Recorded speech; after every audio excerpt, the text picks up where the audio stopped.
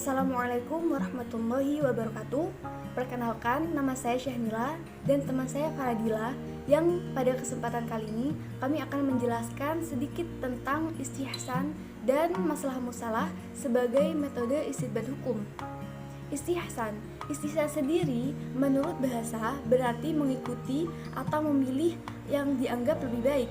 Sedangkan menurut istilah berarti ketika seorang mujtahid lebih cenderung dan memilih hukum tertentu dan meninggalkan hukum yang lain karena satu hal yang dalam pandangannya itu dianggap lebih kuat atau lebih baik. Contohnya, seperti yang telah disebutkan oleh Imam Ahmad bin Hanbal, bahwasanya tayamum yang dilakukan setiap kali akan melaksanakan sholat itu berdasarkan atas dasar istihsan. Karena kiasnya tayamum itu disamakan dengan wudhu, yang artinya tidak perlu untuk melakukannya kembali selama tayamum atau wudhu itu tidak batal. Dengan kata lain, tayamum itu tidak perlu dilakukan setiap kali akan melaksanakan sholat. Namun berdasarkan istihsan, Imam Ahmad memandang bahwa wajib untuk melakukan tayamum setiap kali akan melaksanakan sholat atau setiap pergantian sholat. Dan untuk dasar istihsan sendiri itu antara lain terdapat dalam Al-Quran surat Az-Zumar ayat 18 yang berbunyi Bismillahirrahmanirrahim alladzina yastami'una al-qawla fayattabi'una ahsanah, yang artinya yang mendengarkan perkataanku lalu mengikuti yang lebih baik diantaranya. Dan juga berdasarkan atas hadis Nabi yang berbunyi Bismillahirrahmanirrahim, fama ra'al muslimuna hasanan fahuwa indallahi hasanun wa ma ra'au sayyi'an fahuwa indallahi sayyi'un, yang artinya apa yang dipandang orang kaum muslimin itu sebagai sesuatu yang lebih baik, maka di sisi Allah adalah yang lebih baik, dan apa-apa yang dipandang buruk maka di sisi Allah adalah buruk pula. Adapun macam-macam istihsan sendiri itu terbagi menjadi dua, yaitu istihsan qiyasi dan istihsan istinai. Istihsan qiyasi adalah istihsan yang menggunakan qiyas khafi dan meninggalkan qiyas jali karena ada petunjuk untuk itu. Istihsan ini tuh terjadi pada suatu kasus yang mungkin dilakukan padanya salah satu dari dua bentuk qiyas ini, yaitu qiyas khafi dan qiyas jali. Contohnya pada wakaf. Menurut mazhab Hanafiyah, ketika seseorang mewakafkan sebidang lahan pertanian, maka termasuk juga di dalamnya itu adalah memperoleh hak untuk pengairan, membuat saluran air di atas tanah dan lain-lain. Qiyas jali itu mengkiaskan atau menyamakan wakaf dengan jual beli, di mana jual beli itu yang dipentingkan atau mementingkan pemindahan hak milik dari si penjual kepada pembeli. Dengan kata lain, dengan menggunakan qiyas jali tersebut, maka hak-hak yang tadi itu tidak bisa diperoleh karena jual beli itu yang dipentingkan hanya pemindahan hak miliknya. Sedangkan wakaf ini tadi itu dilakukan karena untuk memperoleh manfaatnya, di mana kita tidak bisa memperoleh dari manfaat wakaf pertanian tadi itu kalau kita tidak merawat atau mengairi pertanian itu dengan baik, sehingga tujuan wakaf itu tidak bisa tercapai. Karena itu dicarilah asal yang lain, yang dalam hal ini istihsan itu mengkiaskan wakaf dengan sewa menyewa yang mementingkan perolehan manfaat dari barang atau harta si pemilik kepada penyewa. Ilatnya yaitu sama-sama bertujuan untuk memperoleh manfaat dari barang atau harta tersebut. Karena itu dalam hal ini terjadilah perpindahan antara qiyas jali dengan qiyas khafi karena adanya suatu kepentingan, yaitu tercapainya dari tujuan wakaf itu tadi, seperti itu. Yang kedua yaitu istihsan istinai, yaitu hukum pengecualian dari kaidah-kaidah yang berlaku umum karena adanya petunjuk untuk hal tersebut. Istihsan istinai ini itu terbagi menjadi beberapa macam. Yang pertama yaitu istihsan binas.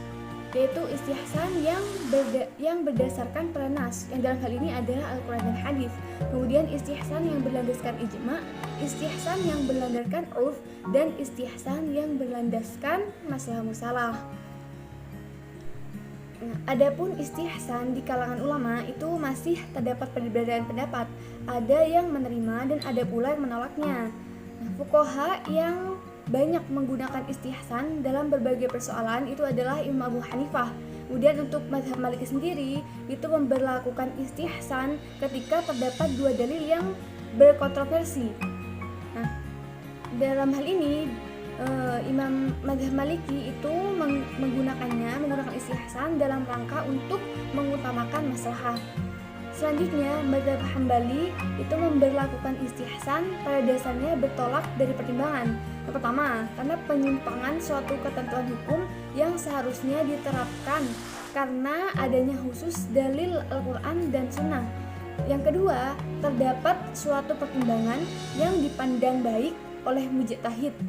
Dan yang ketiga, karena adanya suatu dalil yang tidak dapat diaplikasikan menurut pandangan mujtahid. Kemudian untuk ulama yang tidak menerima atau menolak istihsan antara lain yaitu ulama Syafi'iyah, kemudian Zahriyah, Syiah, dan Mu'tazilah.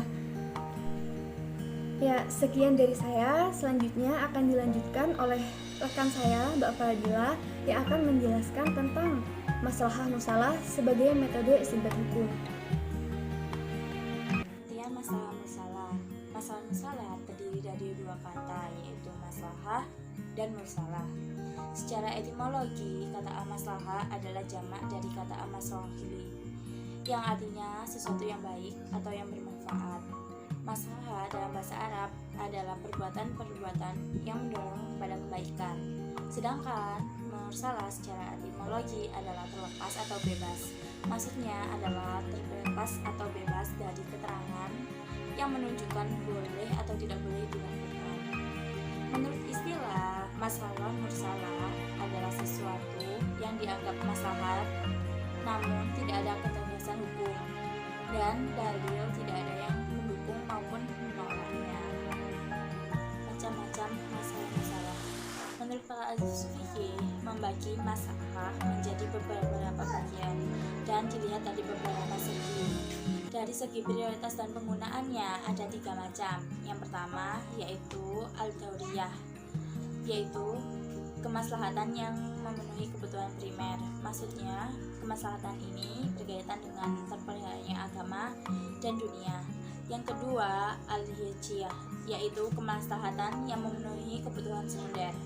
Maksudnya, diperlukan oleh manusia agar terlepas dari kesusahan yang menimpanya. Yang ketiga, at-tasniyah, yaitu kemaslahatan yang memenuhi kebutuhan tersier. Dari segi kegunaannya ada 2 macam. Yang pertama, al-amnah, yaitu kemaslahatan yang menyangkut kepentingan kelompok atau banyak orang. Kedua, al-khoslah, yaitu kemaslahatan yang memenuhi kebutuhan pribadi, individu atau perorangan tersebut. Selanjutnya dilihat dari segi berubah atau tidak berubahnya kemaslahatan tersebut ada 2 macam. Yang pertama at-tabitah, yaitu yang bersifat tetap tidak berubah sampai akhir zaman. Yang kedua sesuai dengan tempat, waktu, dan subjek hukumnya. Dilihat dari segi keberadaannya ada 3 macam. Yang pertama al-mubah, yaitu kemaslahatan yang didukung oleh syarak baik Al-Quran maupun hadis. Yang kedua yaitu al-mubah, yaitu yang dianggap baik oleh akal tapi tidak didukung oleh nas maupun Al-Quran ataupun hadis. Yang terakhir atau yang ketiga yaitu al-musalah, yang keberadaannya tidak ditampung oleh hadis ataupun Al-Quran dan yang memperbolehkan ataupun tidak diperbolehkan penggunaannya. Selanjutnya yaitu perbedaan ulama terhadap penggunaan masalah musalah. Kelompok yang jelas menggunakan masalah musalah adalah mazhab Maliki. Ulama lain yang menggunakan metode masalah-masalah yaitu ulama Hanafi. Menurut Ibnu Qudamah, ulama Hanafi menggunakan masalah-masalah sebagai metode penetapan hukum.